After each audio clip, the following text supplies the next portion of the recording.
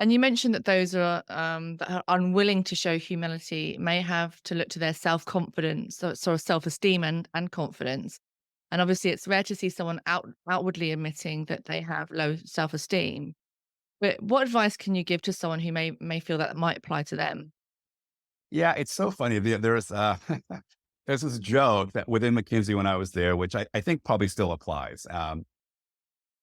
100% of people in McKinsey, that's the extreme statement, are insecure, right? And there's two camps: those that are aware of it and admit it, and then there are those that aren't aware or don't admit it. And so I tended to be friends with people who are like, yeah, I'm pretty insecure about it. I'm like dying to make partner, and they're just honest about that. Um, and the reason it's important to be aware of it. So let me back up. Awareness is the first step. If you are aware that you're insecure, then you can manage it. You can either work on improving it or you can work around it, right? You can compensate for that.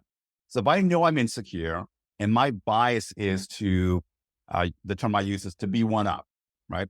I'm going to flex my power and like name drop. I went to this school or that school. Well, back at McKinsey in the day, well, we would do this. And why would you possibly consider that?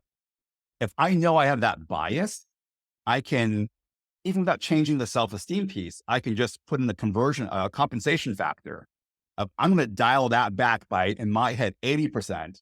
And the feedback is when I do that, it comes across as normal, right? So you can intellectually solve that problem. If you're not aware of it, that's really tough because Mm. you can't solve or compensate for a problem you're not aware of. And so it's important to be mindful of other people's feedback because sometimes we can't tell. Um, and so I think that's an important factor. And when you have sort of lower self-esteem or at least insecurity, right, around your esteem and your sense of worth, um, it's useful because you can make sure you're not using your pedigree to make yourself feel better. And that's what people who are very arrogant typically do. Arrogance is often a sign of low self-esteem. It doesn't look like it looks very cocky, but often it's because I don't feel good about myself unless I make you feel less than me. And then on a relative basis, I start feeling good. So Mm. you can really sabotage your own career if you do that. So it's really useful to listen to feedback if someone tells you, hey, are you around this issue? And to adjust accordingly. So that's kind of like the band-aid version.